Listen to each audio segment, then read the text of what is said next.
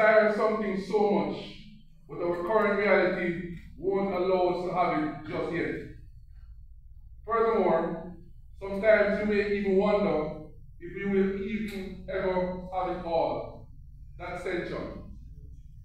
Nothing is wrong with tension in its purest form, because it is the same creative tension that fuels our persistence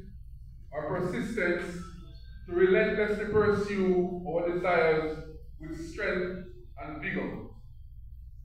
Finally, on our journey to our ideal, we have to exercise patience of the overall human rights compliance and accountability framework. It has been developed and comprehensively adopted by the MSS. And this was done through extensive consultation and important contributions from our many implementing partners. We will take a deeper dive.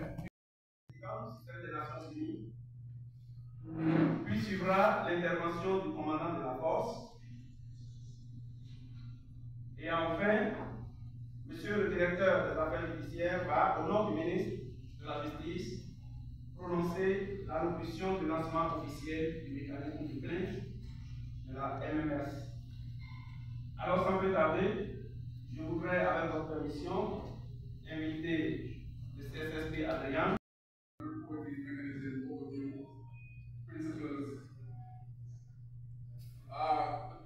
We'll be looking at this through a short look at the background and legal overview. Then we'll look at the structure of the complaints and reporting mechanism and the principles which are important. Now, in terms of the background and legal overview, these are the foundational documents that are instrumental in the development, acceptance, and formulation of the complaint reporting mechanism. First, the United Security Council Resolution 2699, which was renewed through Resolutions 2751. The Status of Protections Agreement that guides the deployment of the forces here. Concept of operations that guides the operations and the different phases that are to be executed. There are also foundational document that speaks to the directive on detention, searches, and use of force, compliance, oversight, and accountability policy, and then the directive for disciplinary matters. So I want us to look at the CRM, not in silo, but it is in support of other mechanisms that are in place, to include the conduct and discipline policy, which falls under the directive for disciplinary matters. So this is a deliberate effort. Moi de m'exprimer ce matin en ces circonstances au nom des organisations de la société civile impliquées dans le processus de mise en place du mécanisme de plainte et de reportage de la mission multinationale d'accès à la sécurité en Haïti. Ce processus de contrôle recommandé par le Conseil des droits de l'homme des Nations Unies dans sa résolution 2699 pour prévenir les violations des droits de l'homme est de la plus haute importance au vu du passé de notre pays. L'implication des organisations de la société civile dans ce processus est à tous les égards une initiative louable.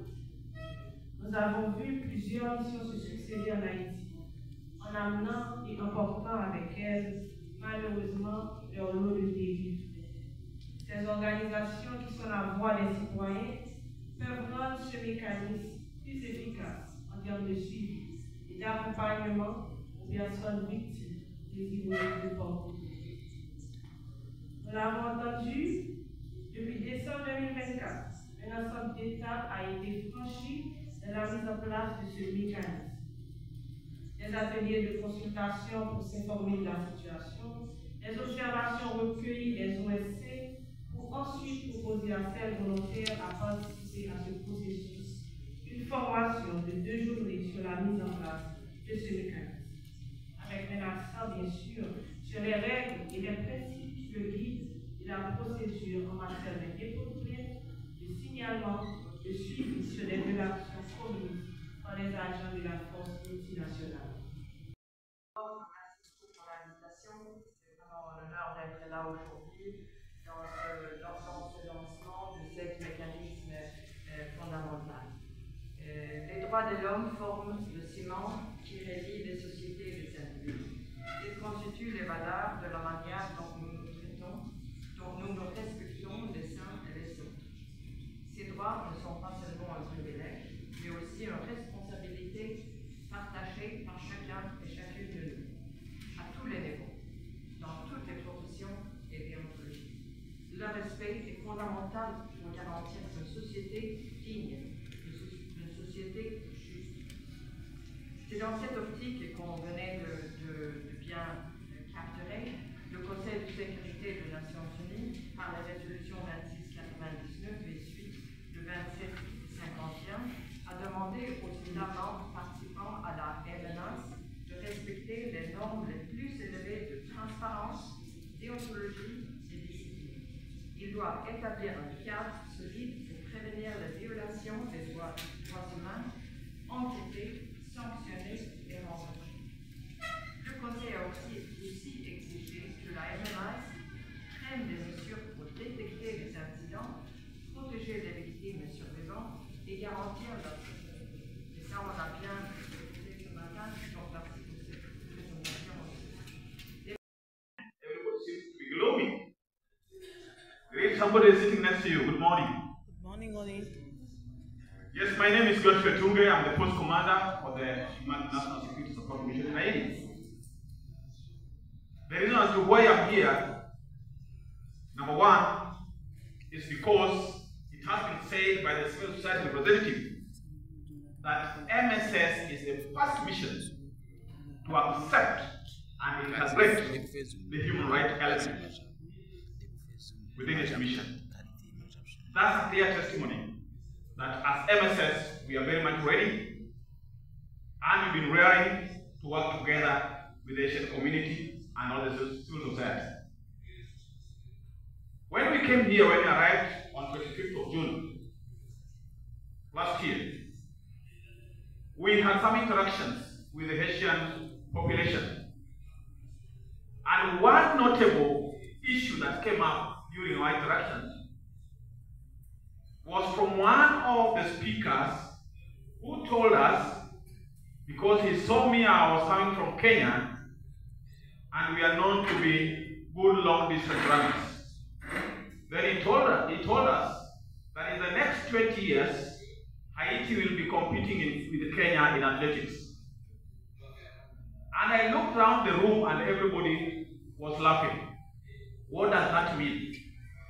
What he meant was that going by the previous lessons, we are going to leave runners here after finishing the mission. But I told him that we are not going to go that direction. Our direction, we are going to compete immediately before even the end of 1 year. And we organized for athletics together around the area of Kenscom, up here.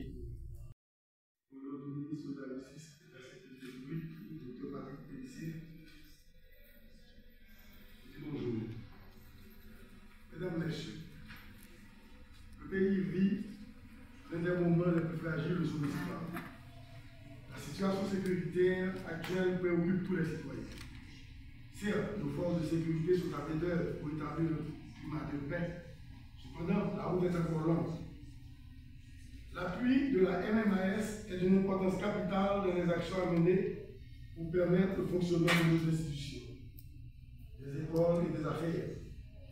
Les citoyens sont inquiets d'une vie normale au quotidien où la peur des assauts des bandits ne sera plus leur préoccupation. Les efforts du MMAS de la mission qui leur est confiée sont très considérables et nous en prenons acte et continuons à les encourager à accompagner les forces de sécurité pour le bien du peuple haïtien. Toutefois, leurs actions doivent respecter le code d'éthique et de déontologie conformément à la résolution 2699 des Nations Unies.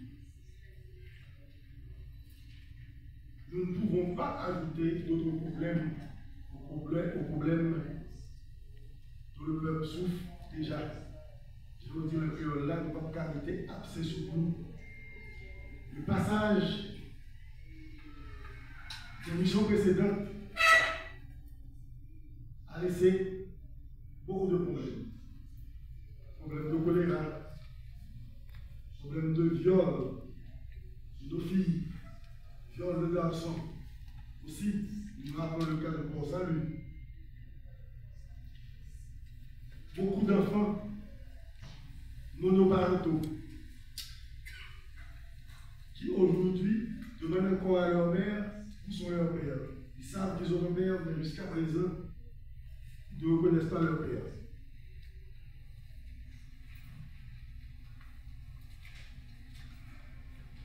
Nous profitons pour saluer l'initiative de ce matin, qui consiste au lancement du mécanisme de plainte et de rapportage de la mission multinationale d'appui à la sécurité en Haïti.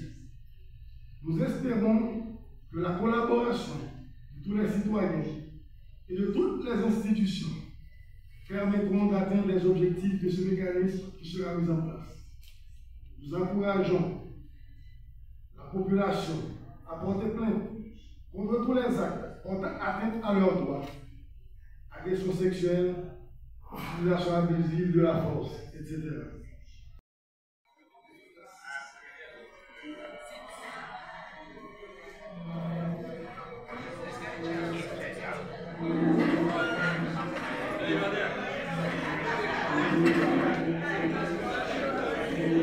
Mission. The US government has also gone further.